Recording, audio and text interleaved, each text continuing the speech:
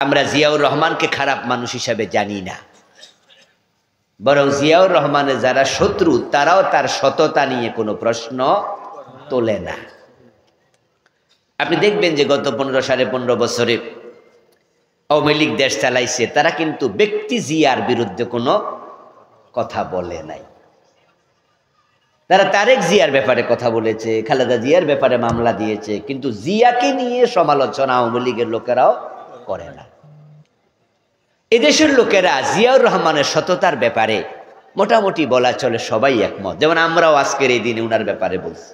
উনি অসৎ হলে কি উনার পক্ষে বলতাম? উনার সৎ মানুষ ছিল। কিন্তু জিয়াউর রহমান কি বাংলাদেশটাকে সুখের দেশ, শান্তির দেশ, সমৃদ্ধির দেশে উপনীত করে মরতে পারছে? পারে নাই। বঙ্গবন্ধুর নেতৃত্ব নিয়ে কোনো প্রশ্ন নেই। বাংলাদেশে যদি 4 জন 5 জন 10 জন জাতীয় নেতার নাম আমরা বলি, তার মাঝে বঙ্গবন্ধুর নামও আসবেই। তিনি আন্তরিক ছিলেন, সোনার বাংলা বানাতে চেয়েছেন, কিন্তু তিনিও বাংলাদেশটাকে সোনার বাংলা বানাইয়া মরতে পারেন নাই। বরং আফসোস করে বলেছেন, মানুষ পায় স্বর্ণের খনি, উনি পাইছে। আমার বন্ধু, বাস্তবতা আপনাকে আমাকে বুঝতে হবে। উনি কষ্টে বলেছিলেন, আমার ডানে চোর, বামে চোর, সামনে চোর, পিছনে চোর। ও দোস্ত, এত চোর যে দেশে, ওই দেশটাকে তিনি কেমনে সমৃদ্ধশালী দেশ বানাবেন? যদি করতে হয়, ওই চোরগুলোর হাত কাটার আইন দরকার ছিল কিনা? কিন্তু যে বঙ্গবন্ধু বলেছেন যে আমি চোরের খনি পাইছি, আপনাদেরকে জিজ্ঞাসা করতে চাই, উনি কি চোর ধরে হাত কাটার আইন বানাইছে? চোর ধরে হাত কাটতে হবে এমন আইন আল্লাহর কোরআনে আছে না নাই? তো কোরআন ছাড়া যদি আব্দুল্লাহর ছেলে মোহাম্মদ, দুনিয়ার সেরা বিচক্ষণ মানুষ, 23 বছরে অন্যায় দূর করতে না পারে, চুরি বন্ধ করতে না পারে, কোরআন বাদ দিয়া বঙ্গবন্ধু জিয়াউর রহমান কেমনে পারবে? যদি আমরা চাই যে বাংলাদেশটা সুখী হোক, সমৃদ্ধশালী হোক, উন্নতির উচ্চ শিখরে যাক, তাহলে কোরআনের কাছে যাওয়া দরকার আছে না নাই? বাংলাদেশে কোরআন নাই, কোরআনওয়ালা মুসলমান নাই, কিন্তু কোরআনের আইন আছে। কোরআন কি শুধু তেলাওয়াতের জন্য আল্লাহ নাযিল করছে? আমরা এটাকে তেলাওয়াতের কিতাব বানাইছি। আমরা বানাইছি যে প্রতি অক্ষরে 10 নেকি পাওয়া যাবে। এজন্য যে যা পারেন বেশি বেশি পড়েন, নিশ্চয় পড়বেন। কোরআন পড়তেই হবে, পড়ার কিতাব, শিখার কিতাব। কিন্তু পড়া শিখা পর্যন্ত শেষ, এটা মানার কিতাব না। নাকি মানারও কিতাব? তো যদি মানার কিতাব হয়, কই মানা হলো কই? আল্লাহ তাআলা বলেন, আস-সারিকু ওয়াস-সারিকাতু ফাকতাউ আইদিয়াহুমা। চোর পুরুষ হোক আর চোর নারী হোক, তাদের হাত কেটে দাও। এই আয়াত নাজিল হওয়ার পরে আমার রাসূল বললেন, ওই মহিলা চোর ধরা পড়ছে, তার হাত কেটে দিতে হবে। সাহাবারা উসামা বিন যায়েদ রাদিয়াল্লাহু তাআলা আনহুমার মাধ্যমে প্রস্তাব দিল, ইয়া রাসূলুল্লাহ, তার হাত না কেটে অন্য কোন শাস্তি দেয়া যায় কিনা ভেবে দেখুন। সহিহ বুখারীতে এসেছে, এই প্রস্তাব শোনার সাথে সাথে ফাতালাওয়ানা ওয়াজহু রাসূলিল্লাহি সাল্লাল্লাহু আলাইহি ওয়াসাল্লাম, রাসূলুল্লাহর চেহারা গোস্বায় লাল হয়ে গেল। তিনি দাঁড়িয়ে গেলেন, ওসামা, তোমাকে কে কে পাঠাইছে? ডেকে নিয়ে আসো। হযরত সাহাবায়ে কেরাম রাসূলের সামনে হাজির, আবু বকর, ওমর, ওসমানেরা। আমার রাসূল সংক্ষিপ্ত একটি ভাষণ দিলেন। ওই ভাষণের মাঝে তিনি বললেন, শোনো, তোমাদের আগে অনেক জাতিকে আল্লাহ ধ্বংস করেছে। তার কারণ ছিল তারা আল্লাহর আইন গরিবের ব্যাপারে কায়েম করত, ধনী হলে ছাড় দিত। আমি নবী মুহাম্মদ এটা করি না। লাওয়ান্না ফাতিমাতা বিনতা মুহাম্মাদিন সারাকাত ইন্না মুহাম্মাদান লা ইয়াকতাউ ইয়াদাহা। বরং আমার নীতি হলো, যদি আমার মেয়ে ফাতেমা চুরি করে, আমি ফাতেমার হাতটাও কেটেই দেব। কোন ছাড় নাই, এই মহিলার হাত কেটে দাও। রাসূলুল্লাহ সাল্লাল্লাহু আলাইহি ওয়াসাল্লামের অর্ডারে ওই মহিলা চূর্ণীর হাত কেটে দেয়া হলো। আমার রাসূল যদি ছাড় না দেন, এ 53 বছরের বাংলাদেশে একটা চোরের হাতও আপনারা কাটলেন না। আদালতে আখেরাতে রাসূলুল্লাহর সামনে মুখ কেমনে দেখাবেন? ও দোস্ত, আমরা 92% মুসলমান। আল্লাহ বলছেন, আয-যানিয়াতু ওয়াজ-যানি ফাজলিদু কুল্লা ওয়াহিদিম মিনহুমা মিয়াতা জালদা। জেনাকারী নারী, জেনাকারী পুরুষ, তাদেরকে অবিবাহিত হলে 100 বেত্রাঘাত করো। ওয়ালা তাখুযকুম বিহিমা রাফাতুন ফি দীনিল্লাহ। এবং 100 বেত দেওয়ার সময়, আল্লাহর হদ কায়েমের সময় তাদের প্রতি মনে কোনো ভালোবাসা সৃষ্টি হতে পারবে না। আল্লাহ বলে, বিনা ভালোবাসায় বিবাহিত অবিবাহিত নারী পুরুষকে 100 বেত দাও, আর যদি বিবাহিত হয় তাকে পাথর মেরে হত্যা করো। কোরআন আপনি পড়লেন, এই কোরআনের জেনাকারীকে 100 বেত দেওয়ার আইন 53 বছরে একদিনও মানলেন না। তাহলে বোঝা গেল কোরআন আপনার কাছে শুধু তেলাওয়াতের কিতাব, কোরআন আপনার কাছে আইনের কিতাব হতে এখনো পারে নাই। এখানে যে কয়জন ভাই আছেন প্রত্যেকের কাছে আমি জবাব চাইবে, একটু বলেন তো, কোরআন কি শুধু তেলাওয়াতের কিতাব না আইনের কিতাব?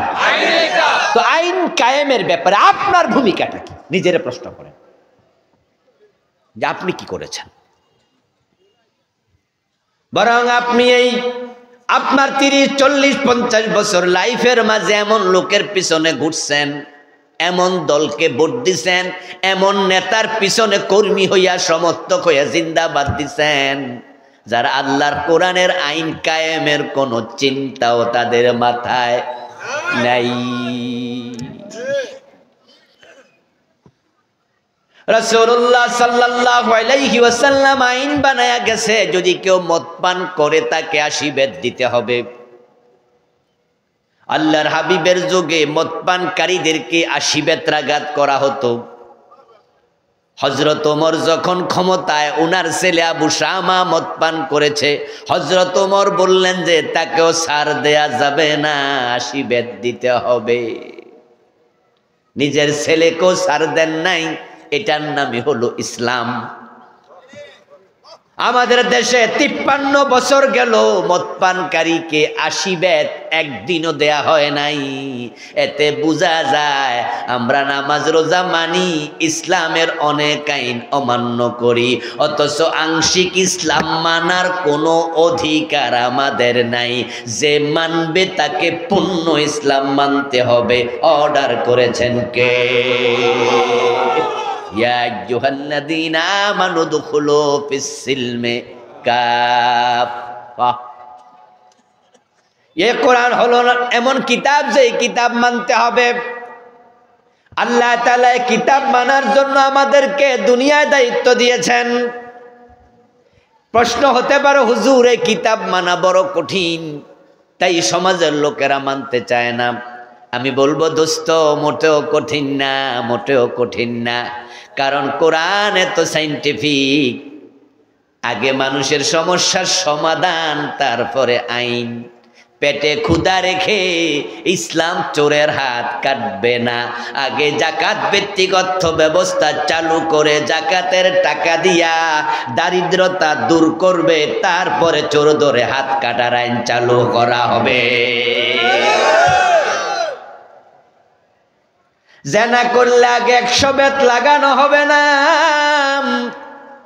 বরং আগে পর্দা প্রথা চালু করে পুরুষ নারীকে আলাদা করে তারপরে এবার জেনার আইন কায়েম করবে। তাই ইসলামী রাষ্ট্রকে আল্লাহ দায়িত্ব দিয়েছেন, লাযীনা ইম্মাক্কান্নাহুম ফিল আরদি ইয়াকামুস সালাত ওয়া আতাউয যাকাত ওয়া আমারু বিল মা'রুফি ওয়া নাহাউ আনিল মুনকার। সূরা হজে আল্লাহ বলছে, কোন এলাকায় যদি আমি মুসলমানদেরকে রাষ্ট্র ক্ষমতা দেই, তাহলে তারা 4টা কাজ করতে হবে। এটা আমি আল্লাহর দেয়া দায়িত্ব। 1 নাম্বার, নামাজ কায়েম করবে। 2 নাম্বার যাকাত আদায় করবে, 3 নাম্বার সৎ কাজের আদেশ করবে, 4 নাম্বার অন্যায় প্রতিরোধ করবে। রাষ্ট্রকে বলতেছে এখানে আপনি আসেন তো, যে মাসালা আমি বললাম, চোর ধরে হাত কাটো। ইসলামী রাষ্ট্রকে আল্লাহ জাকাতের আইন প্রণয়ন করতে বাধ্য করবে। তুখাযু মিন আবনিয়াইহিম ফাতুরাদ্দু ইলা ফুকারাইহিম, ধনীদের থেকে জাকাত রাষ্ট্র নেবে, গরিবের কাছে রাষ্ট্র জাকাত পৌঁছায়া দেবে। এবার আপনারা বলুন তো, যদি রাষ্ট্র জাকাত দেয় দারিদ্রতা থাকবে না, রাষ্ট্র দায়িত্ব নিল। আর যেই বেটা গরিব না হওয়ার পরেও অভ্যাসগত কারণে চুরি করে, তার হাত কাটা দরকার আছে না? না।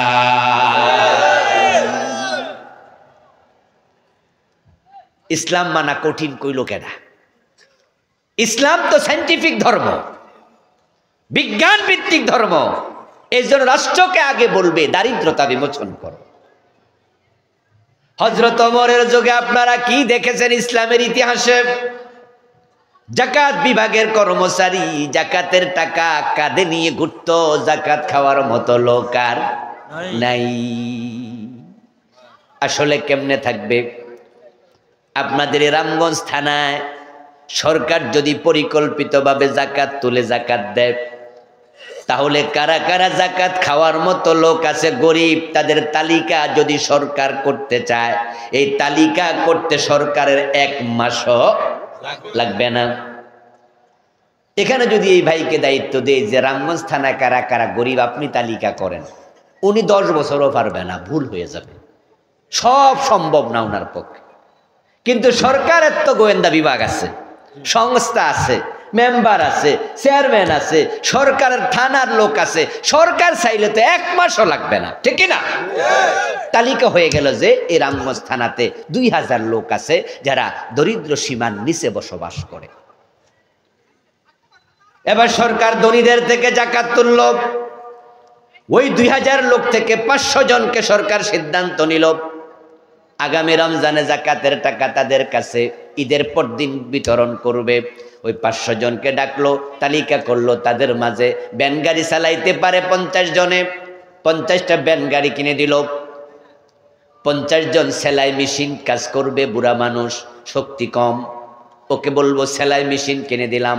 50 জনকে গাই গরু কিনে দেবে, 50 জনকে কাঁচামালের ব্যবসা করার জন্য পুঁজি কিনে দেবে, 50 জনকে জমি বন্ধক নিয়ে বলবে তুমি চাষাবাদ করো। এইভাবে যদি 500 জনকে সরকার চায়, তাদেরকে পুনর্বাসিত করবে এবং বলে দেয় এই টাকা কিন্তু খরচ করা যাবে না, এটাকে বাড়াইতে হবে, আমরা মনিটরিংয়ে রাখবো। দেখবেন যে 400 জন এমন হবে, 100 জন যদি বাদও দেন, এই 400 জন 1 বছর ওই টাকা মনিটরিং করলে তারা 1 বছর পরে নিজেরাই জাকাত দেওয়ার উপযুক্ত হবে।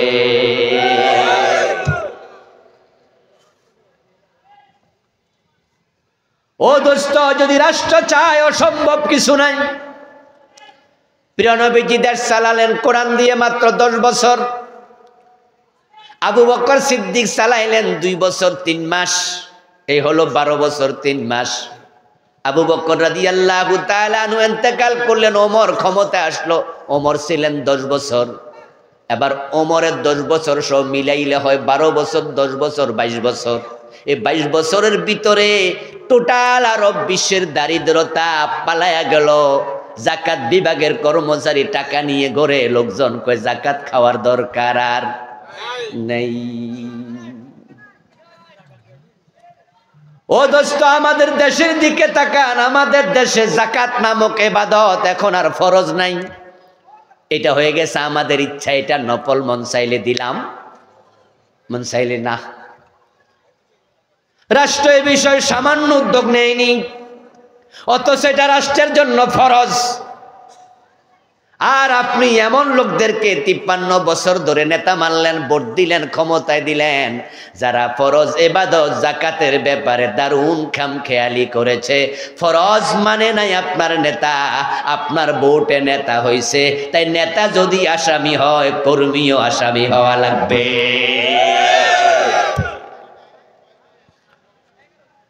আপনি ভাববেন না সারা পেয়ে যাবেন। কোরআন মাজিদ আল্লাহ বলছে ইয়াউমা নাদউ কুল্লা উনাসিম বিইমামিহিম, আমি সেদিন সব মানুষকে তাদের নেতা শুদ্ধ একসাথে ডেকে দাঁড় করাবো। ইয়াউমা নাদউ কুল্লা উনাসিম বিইমামিহিম, ইমাম মানে কি? কথা বলেন, ইমাম মানে কি? হ্যাঁ, আল্লাহ বলে আমি নেতা শুদ্ধ দাঁড় করাবো। সেদিন আল্লাহ নেতাকে ধরবে, কর্মীকে ধরবে একসাথে। এই মিয়া, তুমি এমন নেতাকে কেন ভোট দিছ? তার পিছনে কেন চলেছ? তখন তারা বলবে রাব্বানা ইন্না আতানা সাদাতানা ওয়া কুবারানা ফাদাল্লুনাস সাবিলা। আল্লাহ আমাদেরকে ছেড়ে দেন, নেতারে ধরেন। এই নেতার কথা মানছি, এই নেতা আমাদেরকে পথভ্রষ্ট করছে, উল্টা পথে চালাইছে। এই নেতাদেরকে ভোট দিছি, নেতারা চাইলে কিন্তু যাকাত সিস্টেম চালু করতে পারত। সুযোগ আছে না নাই? সুযোগ আছে না? এনবিআর বানাইয়া যদি ট্যাক্স আদায় করতে পারেন এবং ট্যাক্স যারা দেয় না ওদেরকে ধরার জন্য দুদক আছে না নাই? তো টাকা তোলার জন্য দুদক বানাইতে পারেন, তো যাকাত একটা কেন ধরলেন না? করেন নাই, সুযোগ ছিল। এই মিয়া, তুমি এমন নেতার পিছে কেন চলছ? তখন তারা বলবে আল্লাহ দোষ তো নেতার, আমার তো দোষ নাই। আমি তো শুধু 5 বছর পর একবার ভোট দিছি, আর গত 15 বছরে কইব আল্লাহ ভোটও লাগে নাই নাকি? আচ্ছা, ভোট লাগে নাই বুঝলাম, কিন্তু তার সাপোর্টার ছিল, তাদের সাপোর্টার কিছু ছিল কিনা? তো সাপোর্ট কেন করছ? ওরা বলবে আল্লাহ নেতাদেরকে ধরো, রব্বানা আতিহিম দিফাইন মিনাল আযাব, আল্লাহ তাদেরকে আপনি দ্বিগুণ আযাব দেন। কর্মীরা নেতাদের ব্যাপারে বলবে আল্লাহ তাদেরকে আযাব দেবেন দ্বিগুণ। দ্বিগুণ কেন? একটা হলো হেডটা আর একটা হইলো আমার। কর্মীরা বলবে রব্বানা আতানা সাদাতানা ওয়া কুবারানা ফাদাল্লুনাস সাবিলা, তারা আমাদের ফতারা করছে, এরপরে আল্লাহ হেরে দ্বিগুণ দিয়েন। হেডটা তো দিবে নেই, আল্লাহ আমারটা হেরে দিয়ে দেন। আর মনে মনে ভাবতেছে যে এই কথা কইলে মনে আল্লাহ আমারে। আচ্ছা, আল্লাহ কি এত সোজা? মানে আপনি যেটা করবেন এটাই বুঝালেন।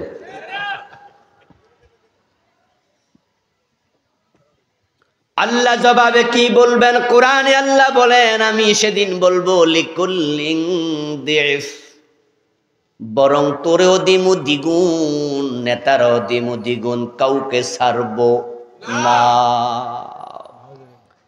আখেরাতে আল্লাহর পাকড়াও থেকে ছাড়া পেতে চাইলে এ জাতীয় দুনিয়াদার নেতাদের পিছু ছাড়া দরকার আছে না নাই? এজন্য তো আমরা এই জাতীয় 2 নাম্বার নেতার পিছনে ঘুরি না, ছাত্র জীবনও ঘুরি নাই, আজ পর্যন্ত ঘুরি নাই। আমরা বলি তোদের মতো নেতা আমার নেতা হওয়ার যোগ্য না।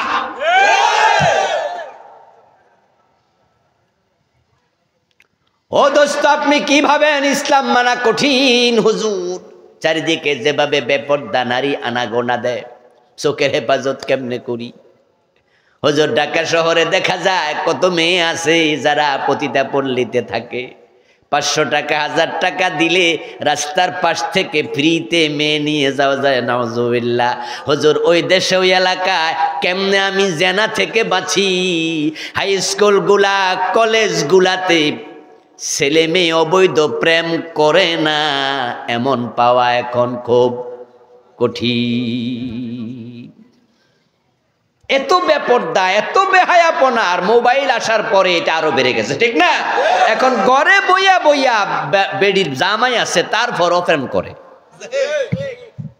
ফরকিয়া এত বেড়ে গেছে জি বাংলার ঠেলায়। স্টার জলসার কারণে এই দেশে ঘরে ঘরে পরকিয়ার ভাইরাস ঢুকে গেছে। হুজুর, তাহলে কেমনে বাঁচবো জেনা থেকে? ইসলাম মানা তো সহজ না। আমি বলি দোস্ত, ইসলামী সরকার যখন আসবে, কোরআনকে যখন আমরা ঠিকঠাক জায়গায় পৌঁছিয়ে দিতে পারবো, সংসদে ঢুকে যাবে, তখন রাষ্ট্রে পর্দার আইন চালু করা হবে। আমরা হুজুররা যদি 40 বছরও চিৎকার দিয়া দিয়া ওয়াজ করি, জি বাংলা বন্ধ করতে পারবো না, কিন্তু আমাদের সরকার চাইলে বন্ধ করতে একদিন লাগে, শুধু একটা অর্ডার যথেষ্ট, ঠিক কিনা? আচ্ছা, আমাদের যে মন্ত্রী ছিল ফলক, নাম আছে, মনে আসেনি নাম? আচ্ছা, ফলকে গন্ডগোলের সময় কি ইন্টারনেট বন্ধ করে দেয় নাই? তো ইন্টারনেট বন্ধ করে যখন দিছে, তখন কি আপনাদের ফেসবুক চলছে নিয়ে ঠিকঠাক মতো? তাহলে বোঝা গেল সরকারের হাতে বন্ধ করা যন্ত্র আছে। আচ্ছা, আমরা হুজুররা চিৎকার দিলে ইন্টারনেট বন্ধ হইব, কিন্তু ফলক মিয়া বন্ধ করে আবার অস্বীকার করে, কয় যে না নিজে নিজে হইছে, পরে আবার কয় যে না আমি করছি, মানে এক এক দিন এক একটা করে, ফলকে ফলকে চেঞ্জ। কিন্তু আমি যা বুঝাতে চাইলাম সেটা হচ্ছে, সরকারের হাতে বন্ধ করার সুযোগ আছে না নাই? আমাদেরকে ইসলামের জায়গায় ইসলামী সরকারে আমাদেরকে পাঠাও, আলেম ওলামাদেরকে পাঠাও, কোরআনকে সংসদে পাঠাও, একদিনে জি বাংলা বন্ধ হয়ে যাবে, স্টার জলসা বন্ধ হয়ে যাবে, পর্নোগ্রাফির সকল সাইট একটা অর্ডারে বন্ধ হয়ে যাবে। যে কয়টা পর্নোগ্রাফির সাইট আছে, যা দেখে দেখে যুবকরা ইজ্জত চরিত্র নষ্ট করে ফেলতেছে, এগুলো বন্ধ করতে একটা অর্ডার যথেষ্ট, একটা অর্ডার, আর কিচ্ছু না। আরে বন্ধু, সরকার নিজে চাইলে নিজেরা নিজের লোক দিয়া বন্ধ করে দিতে পারে। আকাশকে তারা উন্মুক্ত করে দিয়েছে। ইন্ডিয়ার চ্যানেল বাংলাদেশে আছে কয়েক ডজন, কিন্তু বাংলাদেশি একটা চ্যানেলও ইন্ডিয়ার মাঝে নাই। এমন সরকার আমরা 53 বছর পেয়েছি, প্রত্যেকটা সরকার ইন্ডিয়ার সেবা দাস হিসাবে কাজ করছে। আমি আশ্চর্য হই যে ভালোবাসার হৃদ্যতা, সম্মান হবে সমান অধিকারের ভিত্তিতে, ঠিক না? আপনি আমাকে বলবেন ভাই, আমিও বলবো ভাই, এটা তো নিয়ম। আপনি বলবেন আসসালামু আলাইকুম, আমি বলবো ওয়ালাইকুম আসসালাম। আপনি আমার ঘুষি দেবেন আর আমি কম আসসালামু আলাইকুম, এটা কি হইল না? এটা সিস্টেম না। তো তাদের যে আপনি কয়েক ডজন চ্যানেল বাংলাদেশে ঢুকাইলেন, আপনারগুলো যায় না কেন? ওরা সব বোঝে, আমরা বুঝতে ব্যর্থ হয়েছি।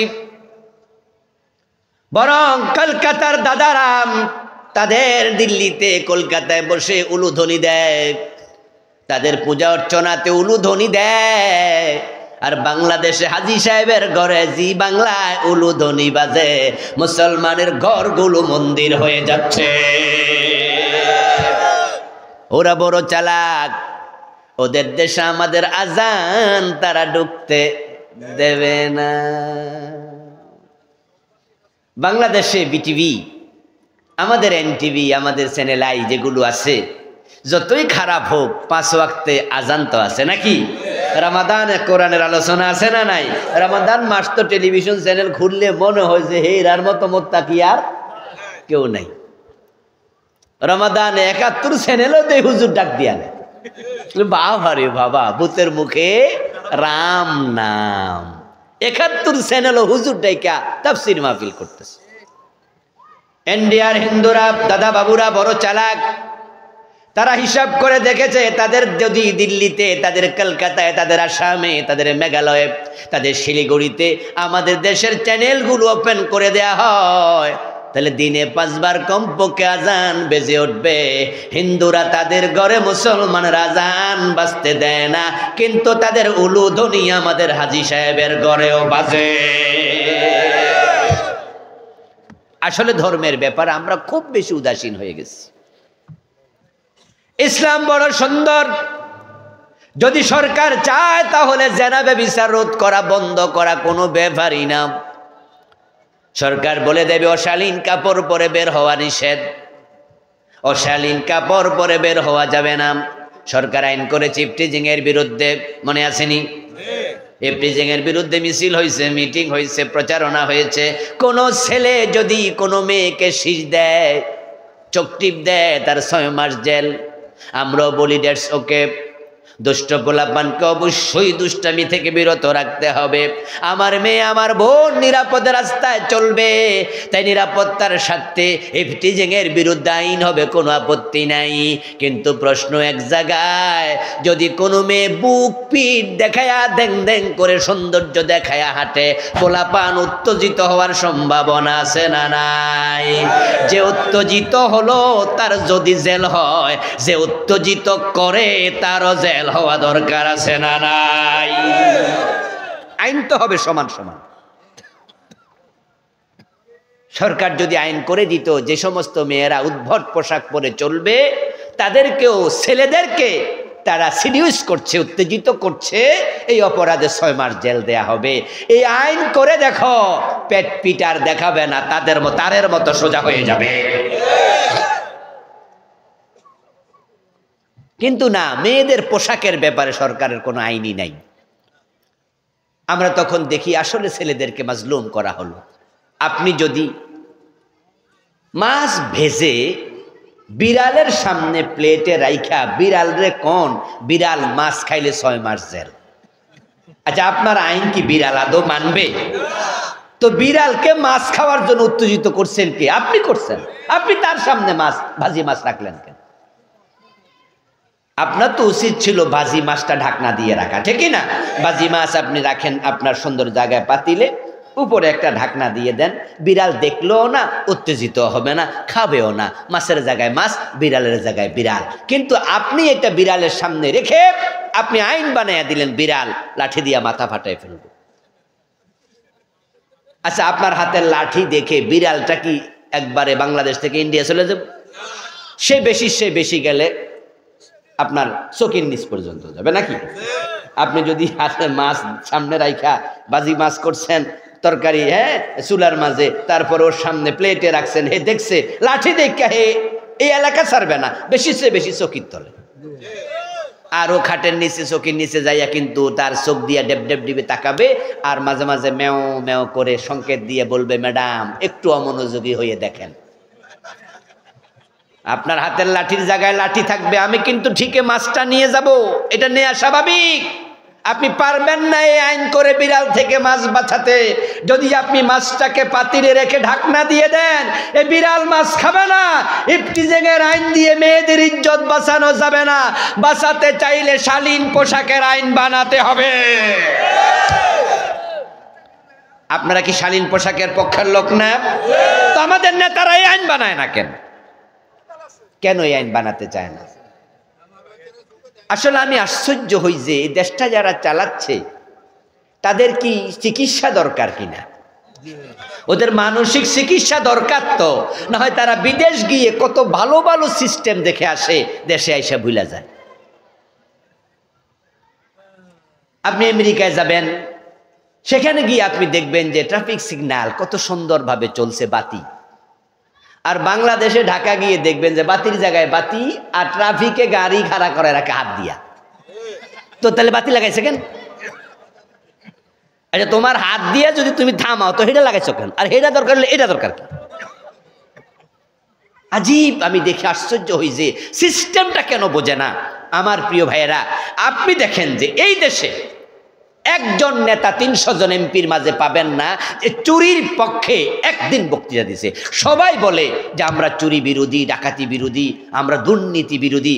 এখন আপনি দেখতে পাচ্ছেন যে আমাদের তারেক জিয়া, উনার যে বক্তৃতা, প্রতিটা বক্তৃতায় উনি বলছে চাঁদাবাজি করা যাবে না, বলছে না?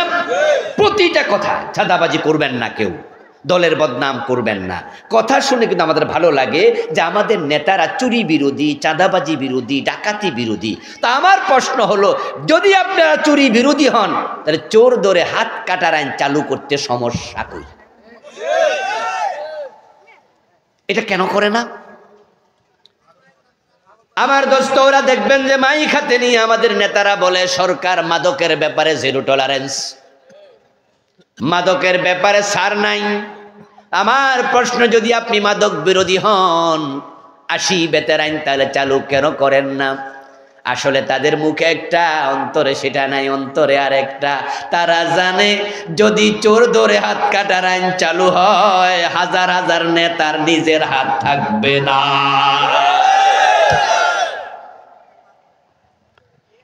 থাকবে কেমনে? নেত্রী তো বলছে ওর বাড়ির ফিয়ন কয় কোটি টাকার মালিক। তো এই টাকা কি চাকরি করে কামাইছে? তো ফিয়নও যদি 400 কোটি টাকার মালিক হয়, তো নেত্রী কত টাকার মালিক? এখন হাত কাটার আইন কি সাধে করবো ওরা? এজন্য আমরা যারা মাজলুম আছি, সৎ আছি, আমরা আল্লাহর আইনের ব্যাপারে মাথা তুলে কথা বলতে হবে। দরকার আছে কিনা? হ্যাঁ, আপনাকে আল্লাহর আইনের কাছে আসেন। আরে ভাই, সত্যি এ বাংলাদেশ সোনার বাংলা হতে বেশি দিন লাগবে না। আর তো উপলব্ধি করুন, আমি তো দেখেছি পৃথিবীর অনেকগুলো দেশ আল্লাহ আমাকে সফর করার সুযোগ দিয়েছে, ইউরোপ, আমেরিকার অনেক দেশ। আমি এমন দেশ দেখেছি যেখানে 5 মাস 4 মাস থাকে বরফে ঢাকা। আপনি অবাক হবেন যে আমেরিকা আজকের পৃথিবীর 1 ক্লাস রাষ্ট্র, ঠিক না? অর্থনৈতিকভাবে হোক, পাওয়ারের দিক থেকে হোক, ওরা 1 নাম্বার তালিকায়।